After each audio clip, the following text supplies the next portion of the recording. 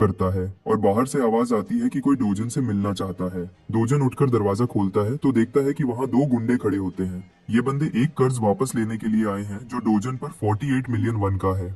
Dozen को यकीन है कि ये लोन शार्क्स हैं। असली एसईओ डोजन ने दादी के हॉस्पिटल बिल्स के लिए 5 मिलियन वन उधार लिए थे, लेकिन इन बदमाशों ने उस पर 10 टाइम्स ज्यादा इंटरेस्ट लगाकर इसे इतना बढ़ा दिया है। उन्हें पता है कि डोजन आजकल गेट्स से पैसा कमा रहा है, तो वे कॉन्ट्रैक्ट दिखाते हुए कैश मांगते हैं। लेकिन डोजन उन्हें पैसे देने के बजाय सीधा उस बड़े बदमाश के मुंह पर एक पावरफुल पंच मारता है, जिससे वह हवा में उड़ जाता है।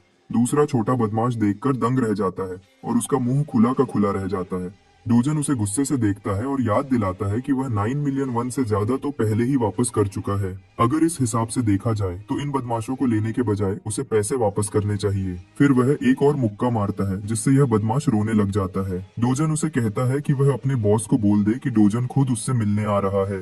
कुछ देर बाद डोजन और उसकी बहन एक शॉपिंग मॉल में पहुंचते हैं जहां जिंदगी का मेला लगा है। वहां छोटी सी युनयोंग एक टेडी बेयर स्टोर में खुशी से खेल रही होती है। डोजन उसे शॉपिंग कराने के लिए लाया है। आज वह जो चाहे ले सकती है। पहले तो डोजन इतना नरम दिल वाला नहीं था, पर असली एससीओ डोजन की मेमोरीज ने उसके सख्त दिल को फिर से नरम कर दिया था। युनयोंग को इतने प्यार से ट्रीट करते देखकर उसका दिल पिघल जाता है। चाहे वह उसकी सिर्फ हाफ सिस्टर ही क्यों न हो, वह भी उसे उसी तरह प्यार देना चाहता है जिस तरह पिछला डोजन दिया करता था। युनयोंग आखिर में एक छोटा सा और प्यारा सा बनी स्टफ टॉय सिलेक्ट करती है। वह बहुत सोच समझ कर टॉय लेती है ताकि ज्यादा खर्चा ना हो जाए, पर डोजन उसके लिए एक बड़ा सा स्टफ्ड टॉय उठाता है। वह नहीं चाहता कि उसे किसी चीज की कमी फील हो। आज उसका दिन है, वह दिल से जो चाहिए ले सकती है। उसे आज पैसों की फिक्र करने की कोई जरूरत नहीं है।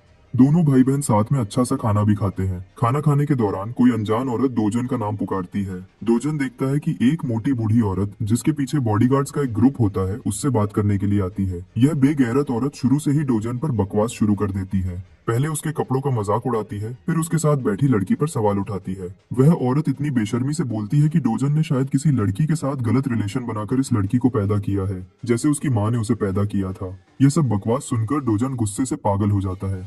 छोटी यूनियोंग को समझ नहीं आता कि यह औरत कौन है और क्यों इतनी बकवास कर रही है। फिर यह औरत यूनियोंग को टारगेट बनाती है और उसका नाम पूछती है। यूनियोंग अपना नाम ली यूनियोंग बताती है, जिससे इस औरत को पता चल जाता है कि वह डोजन की बहन है। लेकिन यह फिर भी नहीं रुकती और यूनियोंग के कपड़ों का भी मजाक उड़ाती है, उसे भीगी बिल्ली कहती है और उसकी मर चुकी माँ को भी बुरा भला कहती है। यह सब डोजन के दिल पर छुरी की तरह लगता है, पर न जाने क्यों वह अपने गुस्से को रोक रहा है। इस औरत के इतने उकसाने पर भी वह उस पर हाथ नहीं उठाता। यह औरत भी हैरान हो जाती है कि डोजन खुद पे इतना कंट्रोल कैसे कर रहा है और उसके झांसे में क्यों नहीं आ रहा। तो ये मोटी औरत एक कदम आगे बढ़ती है और यूनियोंग से पूछती है कि हार्लट का मतलब क्या है। बस ये बात सुनकर डोजन का गुस्सा आसमान तक पहुंच जाता है। वह गुस्से में आग बबूला होकर उससे कहता है कि यह एक बदसूरत औरत है जो किसी ऑर्क की फैमिली से आई है। मोटी औरत तो डोजन के तीखे जवाब सुनकर दंग रह गई। उसका दिमाग एकदम खाली हो गया। आखिर डोजन इस औरत को इतना क्यों बर्दाश्त कर रहा था। दरअसल डोजन एक नाजायज औलाद था और 7 साल की उम्र में उसकी माँ मर गई थी। उसने अपनी सारी जिंदगी गरीबी में गुजारी। जब वह अपने बाप के घर पहुंचा तो बाप ने नई शादी कर ली थी और सबने उससे मुंह फेर लिया था। बातें और भी बिगड़ गईं जब उसके बाप की असली बीवी ने एक बेटे को जन्म दिया और डोजन को बिल्कुल नजरअंदाज कर दिया गया। हालात इतने खराब हो गए कि उसे उसी घर से निकाल दिया गया जहां वह रहता था। उसे अपनी छोटी बहन के साथ अपनी दादी के घर रहना पड़ा। डोजन जब इस लड़के के पास में देखता है तो उसे असली एसईओ डोजन पर तरस आता है, जिसने इतना दुख झेला पर फिर भी हर वक्त स्माइल करता रहा जैसे उसे कोई दर्द ही न हो। लेकिन अब वह सब कुछ बदल देना चाहता है। यह औरत उसकी सौतेली बहन है, इसलिए वह अपने गुस्से को रोक रहा था, पर अब उसे यह सब और बर्दाश्त नहीं हो रहा था। उसे याद आता है कि वह इस ऑर्क जैसी औरत के साथ एक घर में नीचे रहता था, लेकिन यह अब भी उतनी ही घटिया है। न सिर्फ इसका करैक्टर खराब है, यह दिखती भी मॉन्स्टर जैसी है और ऊपर से हद से ज्यादा बेवकूफ भी है। डोजन उसकी फीलिंग्स को और ठेस पहुंचाता है। उस पर बातें करता है कि यह एक टूटी फूटी औरत है, इनसिक्योरिटी में डूबी हुई है, जो अपनी कमजोरी दूसरों पर निकालती है। खुद बदसूरत होने के बाद भी दूसरों को बदसूरत कहती है। यह बस एक गोल्ड डिगर औरत है जो दूसरों के पीछे लगी रहती है। देखा जाए तो यह वह सच है जो दुनिया को पता होना चाहिए था। जब वह अपने करवाए सच से उसकी फीलिंग्स को नुकसान पहुंचाता है तो पूरा शॉपिंग मॉल उसे ऐसे देखता है जैसे वह स्टेज का हीरो हो। मोटी औरत पूरी तरह चिढ़ जाती है। वह गुस्से से डोजन पर बरसने वाली होती है, लेकिन तभी डोजन की सौतेली माँ अंदर आती है। अपनी माँ को देखकर यह ऑर्क जैसी औरत उसके पास रोते हुए जाती है और शिकायत करती है कि इस लड़के ने उसकी बहुत ज्यादा बेइज्जती की है। पर यह माँ अपनी बेटी के रोते हुए चेहरे से नाराज हो जाती है और उसे चुप करा देती है। सच कहा जाए तो डोजन की सौतेली माँ कोई कम नहीं है। पहले तो ऐसा लग रहा था कि ये ऑर्क जैसी औरत ही उसकी सौतेली माँ है, फिर डोजन की सौतेली माँ अच्छाई का नाटक करते हुए प्यार से उसे घर वापस आने और एंजॉय करने की दावत देती है। पर डोजन को अच्छे से पता है कि यह सब झूठ है। यह वही औरत है जिसने उसे 12 साल तक हद से ज्यादा दुख दिया था। वह औरत उसे वे बातें याद दिलाती है जो डोजन कभी याद नहीं करना चाहता। ये सब याद करके उसे पैनिक अटैक होता है। डोजन एकदम सीरियस हो जाता है और अपनी माँ के मजाक से भी ठंडे लहजे में उससे कहता है कि यहाँ से दफा हो जाए। डोजन ने उसकी इज्जत की धज्जियां उड़ा दी थी। एक छोटा लड़का उसे ऐसी बातें बोल रहा है। वह अपनी बची हुई थोड़ी सी इज्जत के साथ घूमकर निकल जाती है। उसे 1% भी उम्मीद नहीं थी कि डोजन इतने बुरे अंदाज में जवाब देगा। वह सोच में पड़ जाती है कि क्या यह वही लड़का है जो बिना वजह थप्पड़ खाने पर भी सिर झुका लेता था। उसकी यह मोटी बेटी और बॉडीगार्ड्स भी उसके पीछे पीछे चल देते हैं। अगर देखा जाए तो ये बॉडीगार्ड्स तो इस तमाशे में बिल्कुल स्टैचूज की तरह खड़े रहे। दूसरी तरफ डोजान और उसकी बहन गुस्से में थे क्योंकि इन दोनों औरतों ने उनके और यूनियोंग के मजे को पूरा बर्बाद कर दिया था। डोजन भी यहाँ से जाने का फैसला करता है। उसने अपनी सौतेली फैमिली के साथ जो किया वह बिल्कुल सही था। वह सबको ये बात बताना चाहता है कि अब वह पुराना वाला डोजान नहीं रहा जो अपने लिए बोल भी नहीं सकता था, बल्कि अब वह बदल गया है। अब वह वक्त आ गया है कि उसकी सौतेली फैमिली यह बात समझ ले। मॉल के बाहर डोजन की सौतेली माँ और बेटी अपनी मर्सिडीज में तेजी से निकल जाती हैं। बेटी अपनी माँ से गुस्से में है कि वह वहाँ से चुपचाप क्यों निकली। उसे डोजन को उसकी औकात दिखानी चाहिए थी। जब वह अपना गुस्सा निकालती है और उन बेइज्जतियों के लिए डोजन को गालियां देती है तो उसकी माँ अपने मैनेजर को चिल्लाकर पूछती है कि डोजन अभी तक जिंदा क्यों है। उस गंजे मैनेजर को बिल्कुल भी समझ नहीं आता कि क्या हो रहा है। वह कहता है कि यह रिपोर्ट से बिल्कुल मैच नहीं करता। सौतेली माँ जोर से चिल्लाती है कि मैनेजर क्या बकवास कर रहा है। वह कैसे जिंदा हो सकता है जब उन्होंने काम पूरा और साफ किया था। बेचारा मैनेजर प्रॉमिस करता है कि वह दोबारा इन्वेस्टिगेट करेगा और इस बार काम ठीक से होगा। वे दोनों आपस में बहस कर रहे होते हैं और इधर उसकी मोटी बेटी को बिल्कुल नहीं पता कि उसकी माँ ने पीछे से क्या कुछ प्लान किया हुआ था। जब उसे पता लगता है कि उसकी माँ ने डोजन को मारने का प्लान बनाया था तो वह दंग रह जाती है। तभी उसकी माँ उससे पूछती है कि क्या उसके दिल में डोजन के लिए कोई फीलिंग्स हैं। ये बात उसकी बेटी को एकदम शॉक कर देती है। उसका चेहरा लाल हो जाता है और वह घबरा जाती है। असल में उसे डोजन के मरने की फिक्र इसलिए है क्योंकि अगर उसके नाना या पापा को पता चला तो उसकी माँ के लिए काफी मसला बन जाएगा। लेकिन उसकी माँ अपनी बेटी का मुंह जोर से पकड़ती है और उसे अपने काम से काम रखने को कहती है। सौतेली माँ का इरादा पक्का है। वह डोजन की जान लेने पर तुली है। उसे बिल्कुल भी रहम नहीं है और अब तो जरा भी नहीं। जब डोजन ने उसकी इतनी बेइज्जती कर दी, उसे बदला लेने का सबसे बेस्ट तरीका यही लगता है कि वह उसे खत्म कर दे।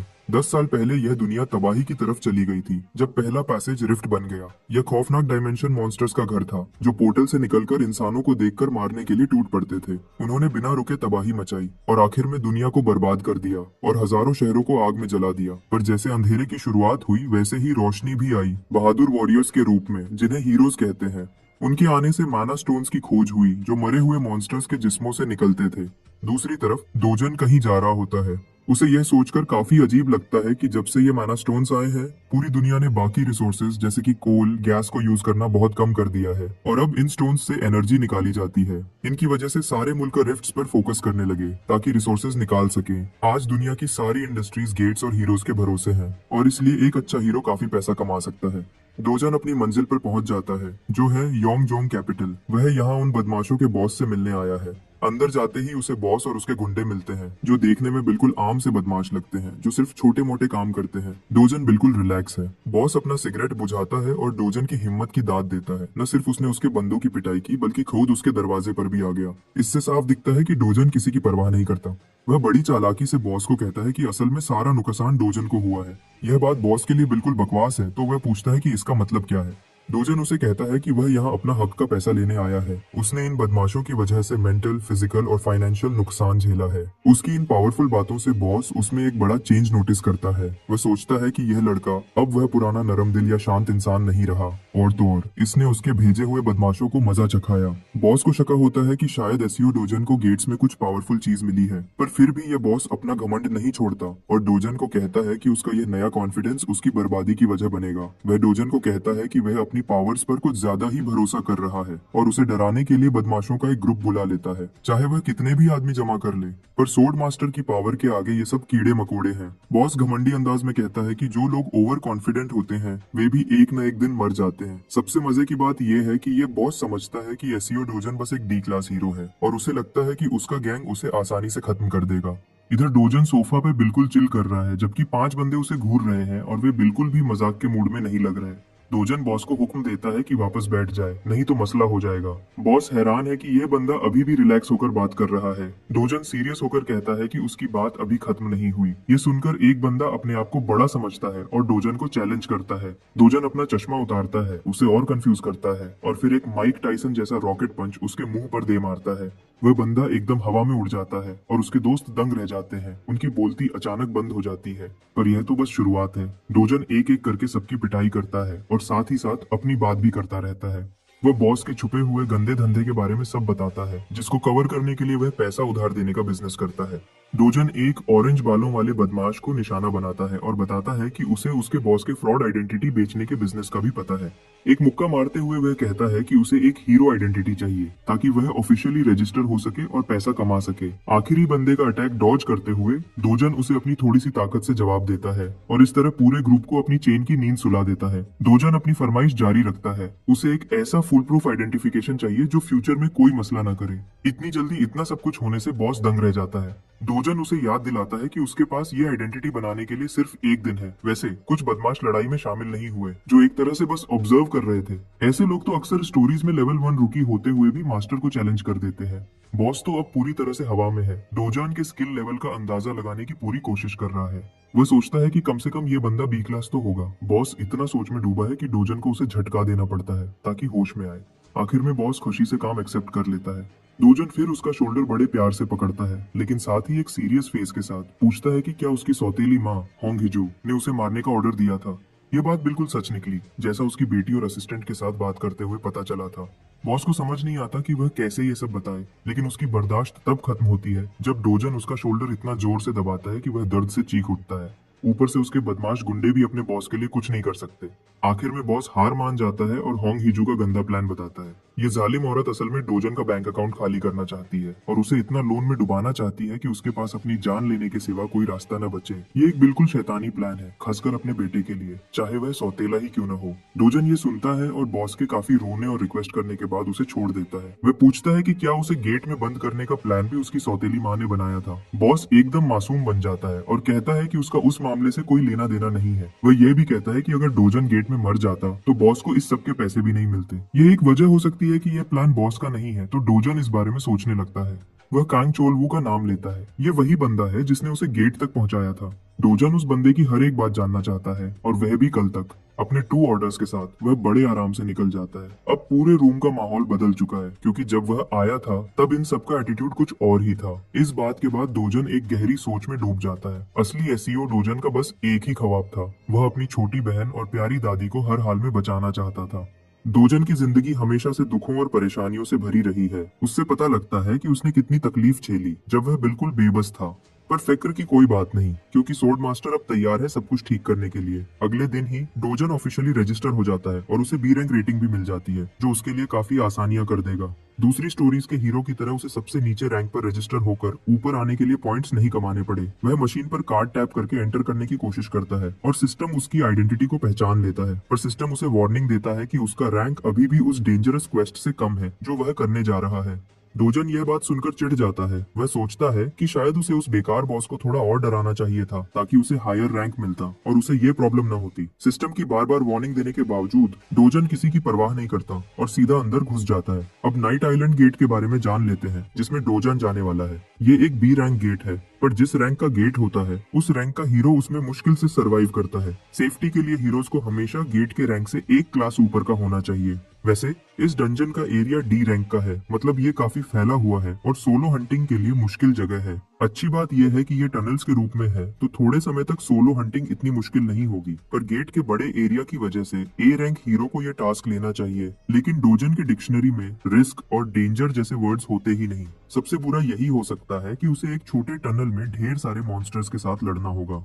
डोजन अपने पहले दुश्मन का सामना करता है, जो एक बड़ा सा सांप है जिससे पर्पल ऑरा निकल रहा है। वह उसे देखकर स्माइल करता है। ज्यादातर हीरोज के लिए यह खतरे का निशान होता है, पर इसके लिए यह गुड लक का साइन है। बैटल शुरू करने के लिए वह अपनी गन्स तैयार करता है। वैसे देखा जाए तो इस सांप के साथ उसके बहुत सारे दोस्त भी हैं और उनकी जुबान से एलियंस जैसी फीलिंग आती है। वे पूरी पावर से अटैक करते हैं, पर उसका डोजन पर कोई इफेक्ट नहीं होता। डोजन एक ऐसी किलिंग मशीन है जिसको रोकना नामुमकिन है और वह माना स्टोन्स ऐसे निकालता है जैसे मॉन्स्टर्स कभी थे ही नहीं। ब्लैक किलिंग वाइपर एक ऐसा मॉन्स्टर है जो अपने पैरालिसिस पॉइजन के लिए काफी फेमस है। इसके जरा से टच से भी वह किसी को आसानी से बेहोश कर सकता है। इतने पावरफुल मॉन्स्टर के होते हुए भी डोजन बुलेट की स्पीड से आगे बढ़ता है और फुल स्विंग में अटैक करता है। थोड़ी ही देर में वह उस मॉन्स्टर को हर जगह से काट देता है, हर जगह खून के छींटे उड़ जाते हैं और एक आखिरी अटैक के साथ वह उसे आधा कर देता है। मॉन्स्टर के ढेर होने के बाद डोजान अपने इक्विपमेंट को देखता है। 300,001 के ग्लव्स पॉइजन को उससे दूर रखते हैं और इतने पैसों में ये अपना काम भी अच्छे से कर रहे हैं। डोजान अपना ध्यान वापस हंटिंग पर करता है। अब उसका सामना 4 पांव के बगैर लिजर्ड से होता है, लेकिन वह उन्हें तेजी से अटैक करके उनके सिर ब्लास्ट कर देता है। वह तब तक उनका खून निकालता है जब तक ये लिजर्ड्स दूसरी दुनिया में नहीं चले जाते। डोजन वहां खड़ा मॉन्स्टर्स की बॉडीज में से माना स्टोन्स ढूंढता है, लेकिन उसे निराश होना पड़ता है क्योंकि कोई भी माना स्टोन नहीं मिलता। यह उसकी पुरानी दुनिया के रूल्स की तरह ही है, जहां इन मॉन्स्टर्स का माना स्टोन्स के होने का चांस सिर्फ 3% था। मतलब उसे अच्छा लूट के लिए 100 मॉन्स्टर्स को हंट करना पड़ेगा। आगे बढ़ते हुए उसे एक मिस्टर बोन हेड दिखता है।